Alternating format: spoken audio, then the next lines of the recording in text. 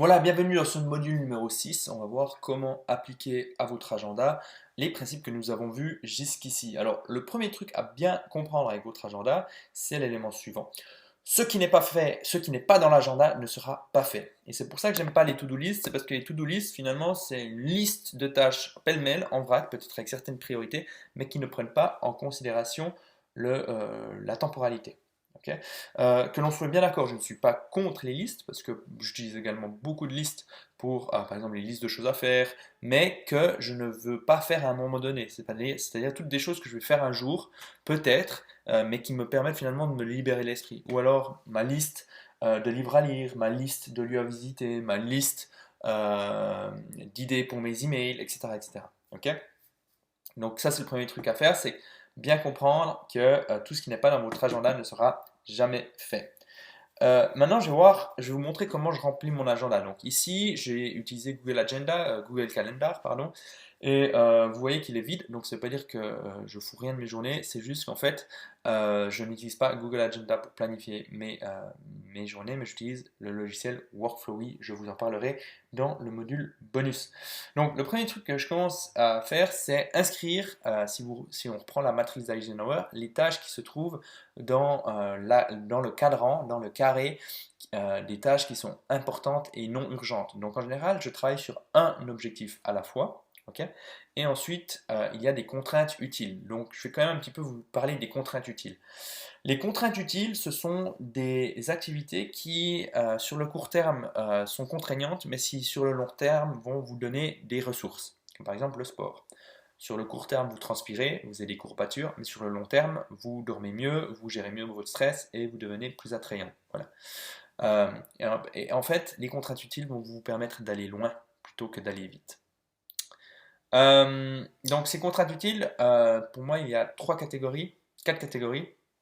Il y a tout ce qui est lié à la santé, il y a tout ce qui est lié au mental, le fait de rester fit mentalement, le fait de rester aiguisé. Ensuite, il y a tout ce qui est social, le fait de conserver un réseau. Et ensuite, il y a tout ce qui est spirituel. J'en parlais dans la vidéo de la spiritualité, mais c'est pas forcément une religion en particulier, mais c'est peut-être méditer, c'est peut-être travailler pour une association, une cause qui nous dépasse, etc., etc. Donc en fait, je vais commencer à mettre mes journées. Moi, si je dois être au travail à 8 heures, alors je vais essayer de me lever à 6 heures. Et je vais mettre, par exemple, écrire. J'ai fait ça durant longtemps. Donc en fait, écrire ou travailler sur le produit en cours. Tac. Ok, ensuite ça je peux dupliquer. Hop. Ok, je peux dupliquer, je peux le mettre le lendemain, etc., etc. Mais je peux aussi faire ça tous les jours en fait. Voilà, ici je peux faire par exemple tous les jours. Si je veux faire tous les jours, si je suis un gros malade. Ok, voilà. Donc ça, pour moi, les tâches qui viennent au début de journée sont les tâches qui vont vous permettre d'avancer sur vos projets à long terme. Ok. Ensuite, vous allez aller au travail, donc vous allez laisser du temps, vous pouvez le mettre si vous souhaitez, mais par exemple, si vous avez besoin d'une demi-heure pour aller au travail, vous allez ici laisser vide, ou alors vous allez mettre un truc. Ensuite, ici, vous allez, par exemple, travailler de 8 heures à 12 heures. Donc ce que je vais faire, c'est que je ne vais pas mettre un bloc de travail, mais je vais mettre dans mon agenda, je vais mettre, par exemple, ici, tac, projet X, ok, ou Y plutôt, hop. Et puis quand je l'ouvre, ici, je peux mettre des tâches. Donc je vais mettre tâche 1, je vais mettre définir le plan. Tâche 2, créer un modèle de document. Tâche 3, etc.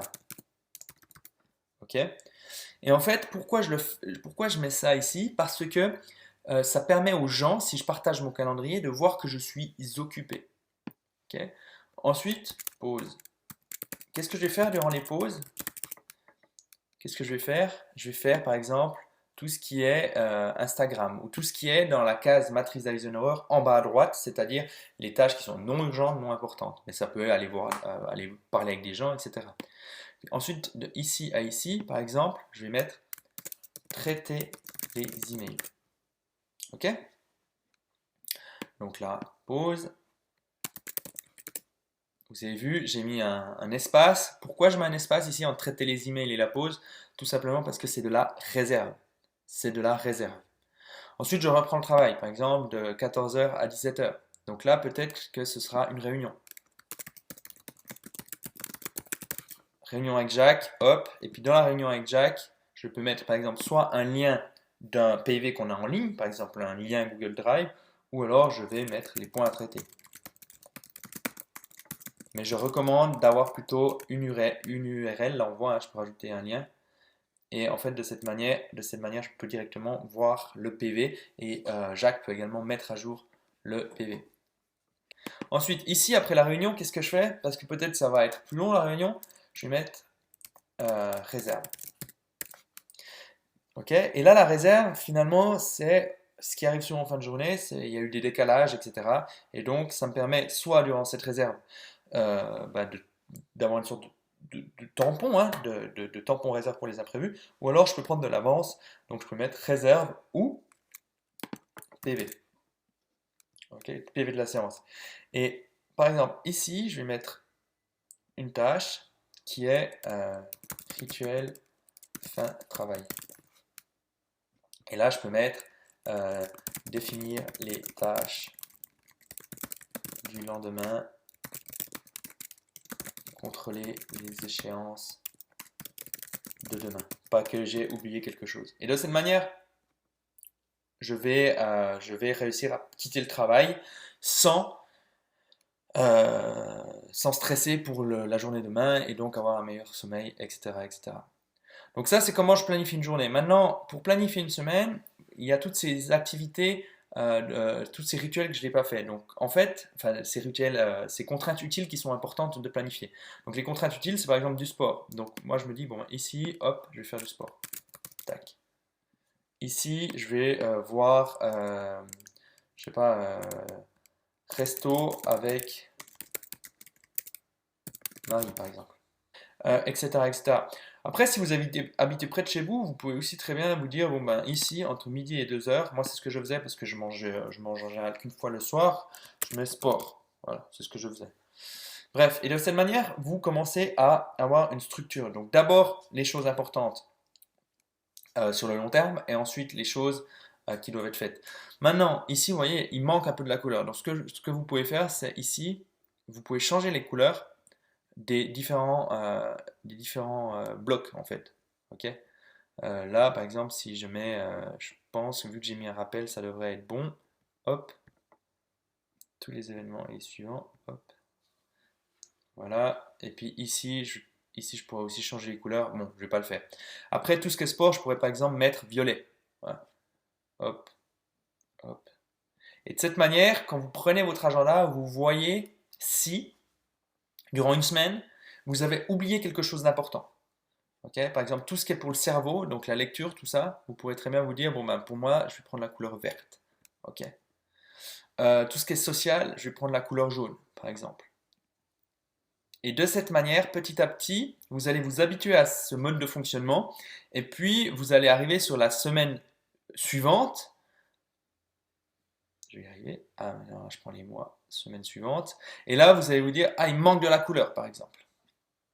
Okay, il manque du violet. Il n'y a pas de violet cette semaine. Ah, il faut que je fasse ça, il faut que je cale du sport, etc., etc. Ok. Donc c'est comme ça que j'organise mes journées. Donc ce que vous devez retenir de ça, ce qui est très important, c'est premièrement commencez vos journées par vous avec ce qui est important sur le long terme. Ensuite mettez les contraintes utiles, mettez de la couleur à tout ça, c'est important la couleur. Parce qu'au bout d'un moment, comme je vous ai dit, vous verrez enfin vous, vous observerez l'absence d'une couleur, ça vous fera tilt, vous vous direz ah mince, il faut que je fasse du sport cette semaine. Et puis ensuite prenez de la réserve. Prenez de la réserve. Donc, vous avez vu, hein, là, j'ai mis de la réserve, là, j'ai mis de la réserve. Donc, prenez de la réserve et puis également détaillez ici, regardez, tac, ce que vous devez faire dans le projet Y. OK? Et de cette manière, vous allez être beaucoup plus au clair sur les tâches à faire, sur le temps que ça va vous prendre et petit à petit, vous aurez de plus en plus de facilité à organiser votre agenda. Donc ça, c'était quelque chose de très basique. Après, vous pouvez travailler avec les rappels, vous pouvez travailler avec il y a Google Keep, il y a Google Tasks, etc. Moi je n'utilise pas ces outils. Personnellement, j'utilise juste un agenda, ça me suffit largement. Maintenant, vous allez avoir des tâches qui vont arriver, hein. Au bout d'un moment, vous dites, bon, ben, il faut que je fasse ça, il faut que je fasse ça. Qu'est-ce que vous allez devoir faire? Ben, vous allez devoir aller plus loin, parce que vous aurez ben, votre semaine qui sera remplie. Et puis, vous allez devoir vous dire, ah bon, ben, ça, je le ferai ici. Voilà. Et vous cliquez, plutôt que de rajouter la tâche dans une to-do list, vous dites, je ne sais pas, ça peut être par exemple, préparer rapport hebdomadaire, par exemple. OK? Et donc là, peut-être c'est une tâche récurrente, donc toutes les semaines à la même heure. Donc dans ce cas-là, ce que vous pouvez faire, vous pouvez vous dire, vous allez là et vous faites toutes les semaines le lundi. OK. Et donc dans ce cas-là, toutes les semaines le lundi, vous avez une tâche qui vient préparer le rapport. Voilà, c'est comme ça que j'organise mon temps. Comme je vous l'ai dit, moi j'utilise un autre système, un système qui s'appelle Workflowy. Euh, et je vais vous en parler dans le module numéro 7. Mais si je devais récapituler ce module numéro 6 en quelques phrases, ce sont les suivantes. Ce qui n'est pas dans l'agenda ne sera pas fait. Commencez vos journées par vous, ce qui est important, donc c'est-à-dire tout ce qui se trouve dans la case en haut à droite de la matrice d'Eisenhower. Ensuite, planifiez des contraintes utiles qui vous permettent d'avoir de l'énergie. Prévoyez du temps de réserve. Et puis surtout, les tâches, vous les inscrivez dans votre agenda, dans le détail des événements. Voilà. On se retrouve dans le module numéro 7 et on va voir ensemble, je vais vous parler de la méthode Comodoli et un petit peu plus du logiciel qui m'accompagne au quotidien.